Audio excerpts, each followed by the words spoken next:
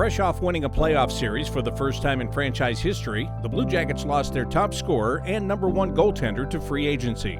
Right at the start of training camp, head coach John Tortorella let it be known that he didn't see the departures as losses, he saw them as opportunities. All right, just a couple of things here.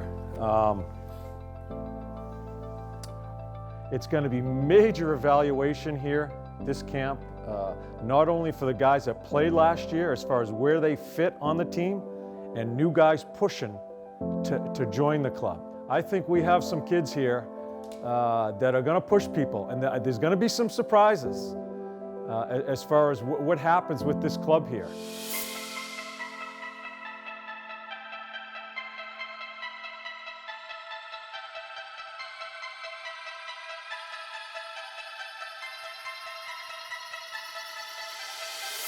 I'm a little aggravated by the doubters, to be honest with you, because it shows disrespect to our core group that brought us all that success that we've had in the last 3 years. So, yeah, I'm a little upset about all that and getting fed up talking about it, but we're going to surprise some people with the young players that we have coming in.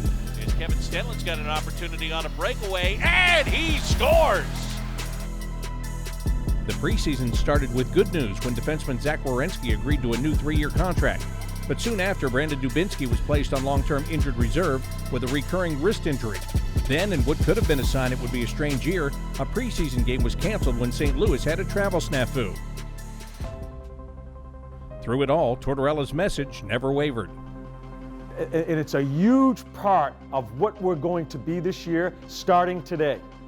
We come in here with an attitude of a business-like, I'm going to shut my mouth attitude, get to work during camp, and let people know exactly what this is going to be. To me, it's such a rallying point as far as what we need to do here. And I am so excited about this opportunity to be with you guys, that people that want to be here.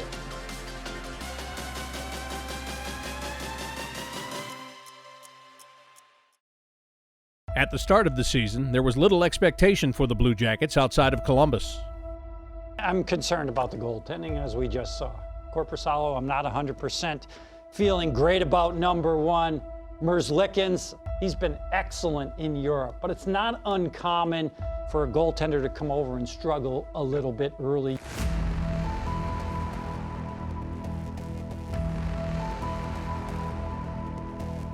They can't afford that. No, this team needs good goaltending. They're going to be battling out with some other teams for a playoff spot, and some of those other teams have their goaltending solidified.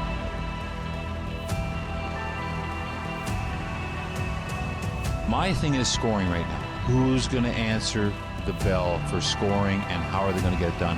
To me, that is a little bit more of a concern. Steal, Texier scores! Jackets win in overtime! We cannot afford to just wade into this. We have to be a concentrated hockey club. That's the test for tomorrow night. Are we able to do it again?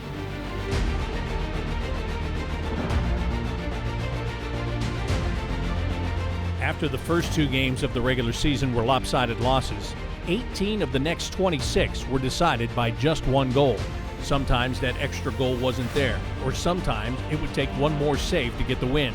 But in early December, the structured team play started to solidify, showing signs that the sacrifice was about to pay off. A one-timer there by Hoffman, blocked. Ooh, great block there by Gavrikov. Another attempt by Hoffman, and again blocked by Gavrikov. Hoffman again, and it's the 3rd time. Cow. What a courageous performance here by Gavrikov. You need a big play at a key time. I think we're right there. I think we're playing good hockey, but we don't finish. And it's the same result. You're done.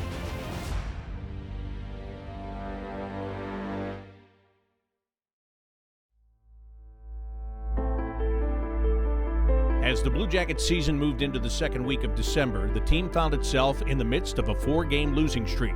And losing games wasn't the only problem for the Blue Jackets. They would soon start losing players, a lot of them due to injuries. Going into their December 9th game against Washington, the Blue Jackets were already without top-pair defenseman Zach Werenski. They needed a stellar team performance in that game to end their losing streak.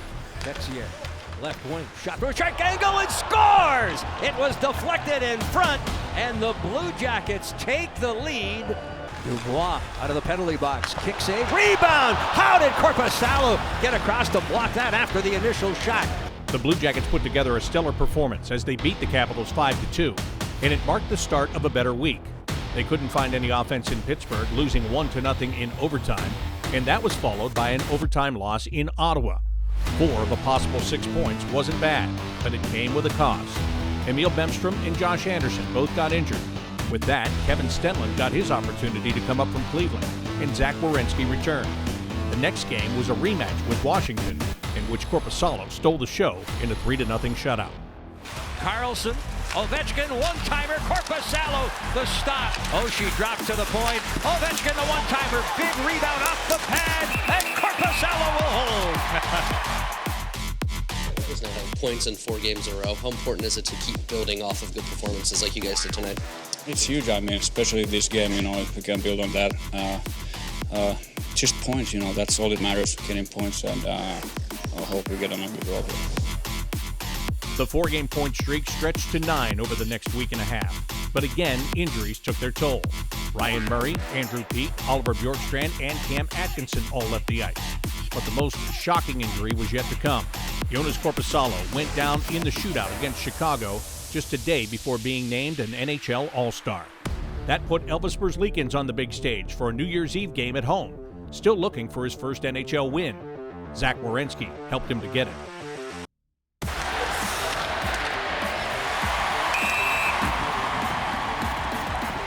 Jackets win the face-off, scores! Zach Werenski from the draw!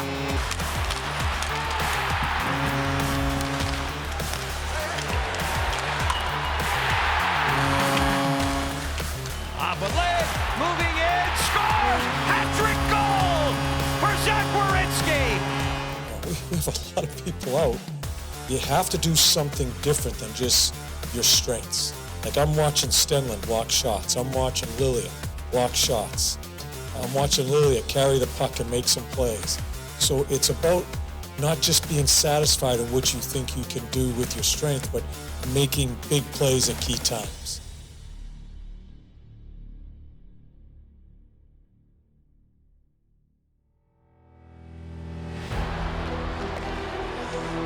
The start of 2020 was great for the Blue Jackets. They played 11 games in January and only lost twice, both times to the San Jose Sharks. Goaltender Elvis Merzlikins found his groove and had 3 shutouts in a 4-game span, resulting in his being named the NHL's second star of the week on January 20th. The Blue Jackets even saw a third goalie pick up a win for the season when Matiss Kivlenieks made his NHL debut at Madison Square Garden. He gave up only 1 goal in a 2-1 win over the Rangers. And they pour off the bench to Matiss Kivlenieks, his first National Hockey League victory. That was part of a 6-game winning streak that sent the Blue Jackets into the All-Star break. As most players rested, Seth Jones made the trip to St. Louis to represent the team. Throughout January, the team even started to get healthier. Emil Bemstrom, Markus Nutivaara, Cam Atkinson, Andrew Peeke, and Oliver Bjorkstrand all returned from injuries. When February came, the success continued through the first week with 3 wins and an overtime loss in 4 games. Things took an ominous turn, though, on February 8th at home against Colorado. Seth Jones suffered an injury, but came back to score the only Blue Jackets goal of the game. There was hope that the injury wasn't serious. That hope was short-lived. The gutsy performance of Seth Jones, that looked like it was getting worse. That's a will. That's a will. That's why he's a great player. With Jones out of the lineup, the team lost an overtime heartbreaker 2-1 to the Tampa Bay Lightning in the first meeting since the Blue Jackets swept Tampa out of the Stanley Cup playoffs the previous year. That game also marked the NHL debut of former first-round pick Liam Foudy. Because of their injury situation, the Blue Jackets were able to bring him in on an emergency recall from his junior team, the London Knights. Foudy played in just 2 games and recorded his first NHL point. After the injury to Seth Jones, the Blue Jackets won only once in 9 games. They also picked up 4 points in overtime losses. Cam Atkinson had gone back on injured reserve, and forwards were being rotated from the AHL affiliate in Cleveland. When the trade deadline came, there weren't many moves the team could make. The one thing they did do is send Sonny Milano to Anaheim in exchange for Devin Shore. Milano could never quite find his place in the lineup with the Blue Jackets, while Shore was seen to have some of the grit that the team needed. For top of the right wing circle, holding, shooting, and he scores! Raise your hand if you're sure! Even though the Blue Jackets were struggling, they used the points they'd earned earlier in the season to stay in the playoff race.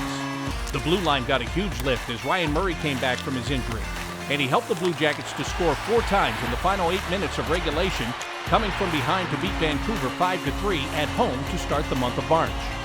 A trip to Western Canada saw the Blue Jackets pick up 3 of a possible 6 points, and they were feeling confident coming home for a huge division game against Pittsburgh. Further good news was that Cam Atkinson was returning for that game. But there was bad news coming from outside the hockey world. In the real world, the coronavirus was starting to take its toll in North America. The day before the Blue Jackets were to face the Penguins, Ohio Governor Mike DeWine put a ban on large gatherings, meaning the teams would play in an empty building with no fans. The night before that game, the NBA suspended its season. The next morning, the NHL paused its season, and that's where we remain, still waiting to find out what will become of the remainder of the 2019-2020 Columbus Blue Jackets season.